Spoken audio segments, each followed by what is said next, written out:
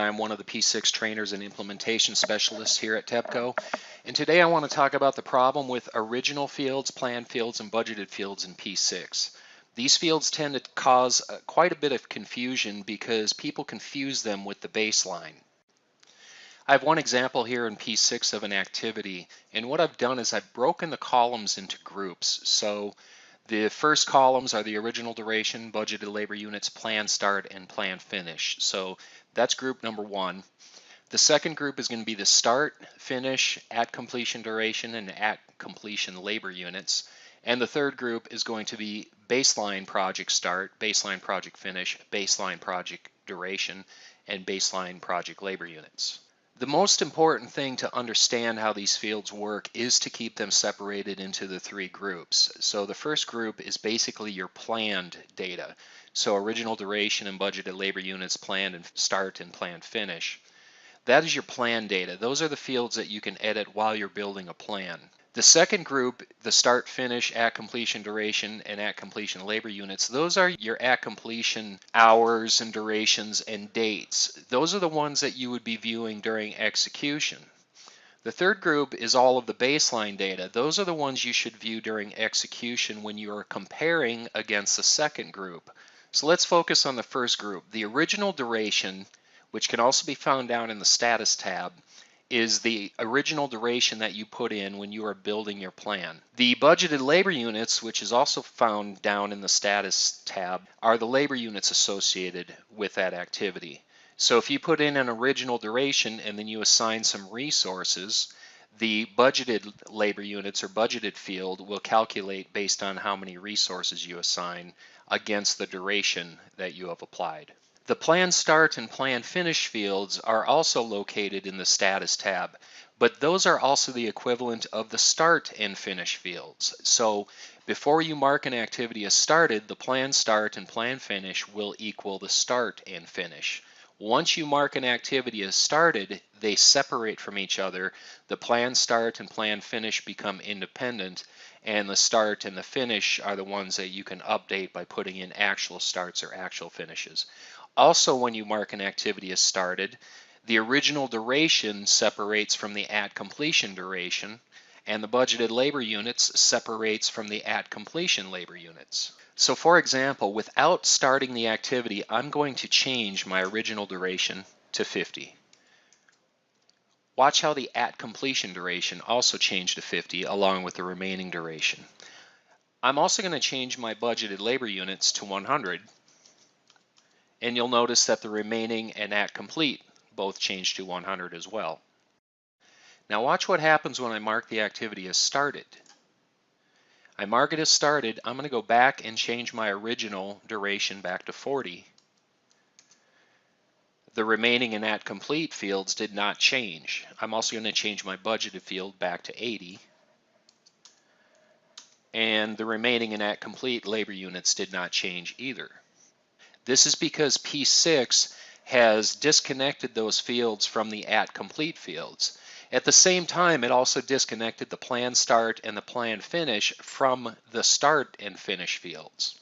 Another way to look at it is that when we mark the activity as started, P6 disconnected those fields, creating a baseline against that one activity. The problem is it only disconnects those fields on that started activity. So any other activities that might be coming next, if you created a sequence of activities, they have not created their own baseline in the background on each of them. So they're basically free floating, and the planned and budgeted and original still equals the start and the finish and the at completion duration and at completion labor units on future activities. So it's not until you mark an activity as started does P6 actually disconnect the original duration from the at complete duration, and it also disconnects the budgeted labor units from the at complete labor units. What's confusing is that many times there is a misconception that the original duration, budgeted labor units, plan start, and plan finish are a target or are a baseline. The reality is they are not a true static baseline. We have to create baselines once we get our project plan all planned out and in order and approved. So we create a baseline afterwards, and we really don't look at that first set of fields once we've created a baseline. What we want to look at after we've created a baseline are the third set of fields over here. To add a little bit more clarity around the dates, I'm going to come down here and I'm going to change my start, or my actual start, to the 5th of April. And you'll notice that the planned start did not change. If the activity was not started,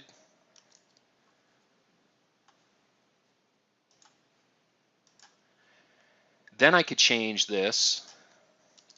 It's going to ask if I want a constraint on it. I'll just say no, but it will move anyway temporarily until I schedule it again. But you'll notice that the planned start followed the start that I had put in. So if I change the planned start back to the 4th, the scheduled start and finish will adjust accordingly as well. Notice how when I deprogress the task 2 by taking the started checkbox off, that my remaining and at complete went back to 40, and my remaining and at complete on the labor units also went back to 40. This has to do with some schedule settings that are on by default, which links the two together. You can actually turn these schedule settings off, but we do not recommend doing that. Now, regarding the third set of fields, which come from the baseline, currently I do not have a baseline created. So if I go up to Project, Assign Baselines, you'll see that it says Current Project here. Basically, P6 is looking at the current project, but by default it's actually looking at the first set of fields. But the first fields, for planned fields, actually equal the baseline fields at this point in time. Now, if I change the original duration again to 50, you'll see that the at completion duration changed and the baseline project duration changed. So the baseline right now is looking at the current project, which means it is not a static baselines. When we create baselines, those are activities and durations and labor units that stay as they are. They are static, so they do not move when we make changes to one of our current plans.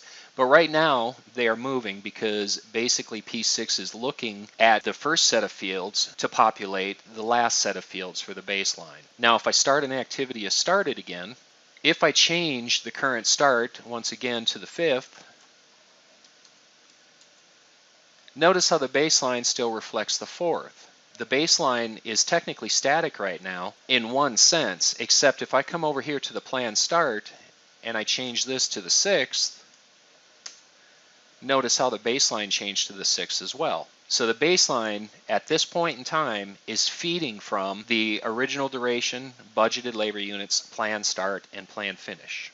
Okay, I've deprogressed the activity again to set everything back to the way it originally was. Now I'm going to show you something that adds another layer of confusion to these concepts. I'm going to go up to Admin Preferences, and I'm going to go to the Earned Value tab here under Admin Preferences. And when you go to this tab, you need to have a clear understanding of this bottom option here for Earned Value calculation. When we create a baseline in P6, we can tell P6 which fields in the baseline to use to calculate variance against. That is controlled by this drop-down list here, and you'll see that there are three options: at completion values with current dates, budgeted values with current dates, and budgeted values with planned dates. So by default, it is set with budgeted values with planned dates. Let's talk about that one first. So by using budgeted values with planned dates, it's going to use the fields from group 1, original duration, budgeted labor units, planned start, and planned finish. So remember, when we mark the activity as started, and then we change anything about the current activity settings, for example, the dates, the current start, current finish, or we make a change to the at completion duration or the at completion labor units, that's going to impose a variance on that one activity.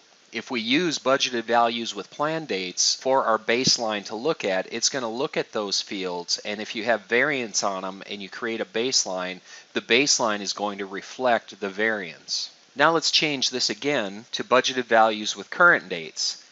This means that P6 is going to look at whatever the current budgeted values are, so budgeted labor units, but it's going to look at the current dates. So it's going to be a mix of group 1 and group 2. It's going to take the group 1 budgeted labor units, but it's going to take the group 2 current start and finish dates. And the last option is at completion values with current dates. This one is going to look at any of the settings in group 2. So it's going to look at the current start, the current finish, the at completion duration, and the at completion labor units. This is the one you typically want to use anytime you want to create a baseline with zero variance. If you're expecting to create a new baseline and everything is now flattened out and you have no variance showing against that baseline, this is the option that you want to use. By the way, this option has to be set before you create the baseline. You cannot create a baseline with it set to at completion values with current dates and then come in here and switch it to say budgeted values with planned dates and expect the baseline variance to change. It does not change after the fact, so you have to make sure that this earned value calculation setting is in place before you create the baseline. Also keep in mind that if you do want to show variance, let's say that you're creating a new baseline 2 or 3 weeks into the execution of a project, but you want to retain the variance that you had up to that 2 or 3 week point. The variance that is associated with budgeted values with planned dates is the variance against the group 1 up here. So that variance was derived from when we marked the activity as started. It's not the actual true baseline variance. In turnarounds, we usually have a pre-turnaround phase and an execution phase. In pre-turnaround phase, we recommend that you create a new baseline for pre-turnaround. This could be 4 to 6 weeks before the turnaround execution. You want to create that baseline at the beginning of your pre-turnaround and you want to use it to track your pre-turnaround variance.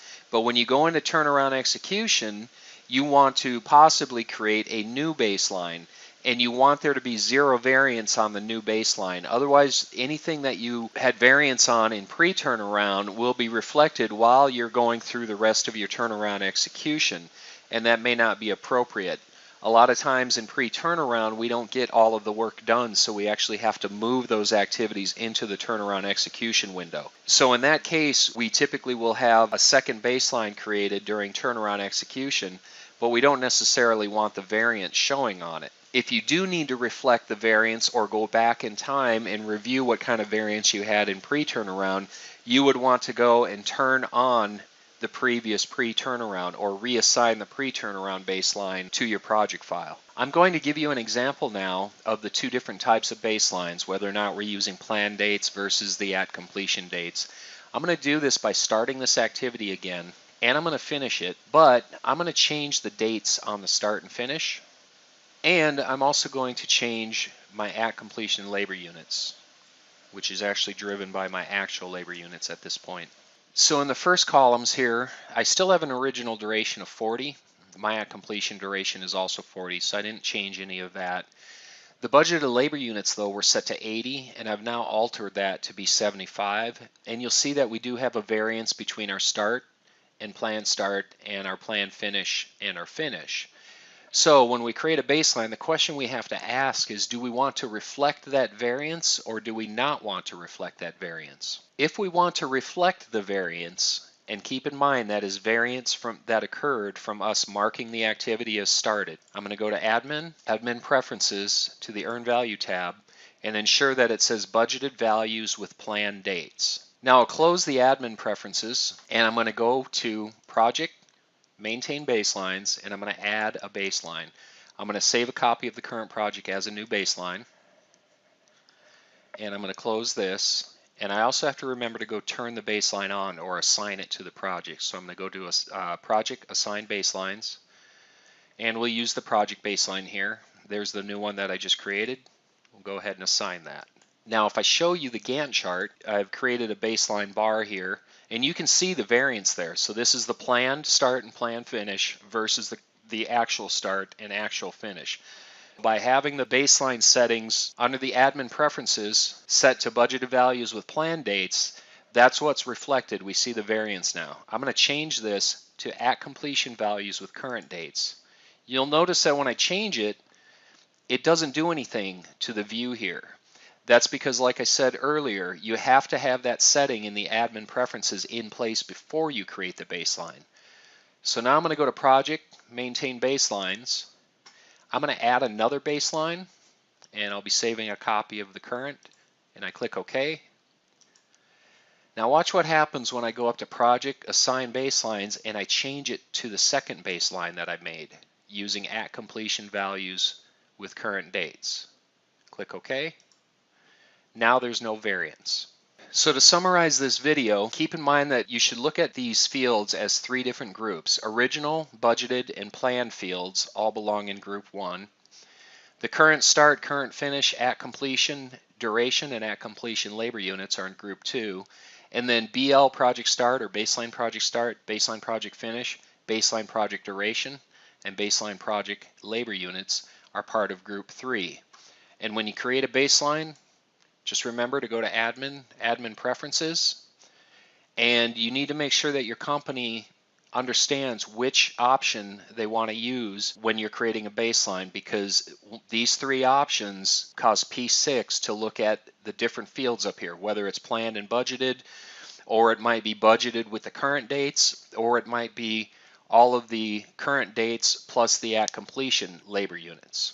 Thanks for joining me for this video. If you need any support with implementations, training, consulting support, or you need scheduling or cost control support, please contact us at TEPCO by going to www.tepco.us.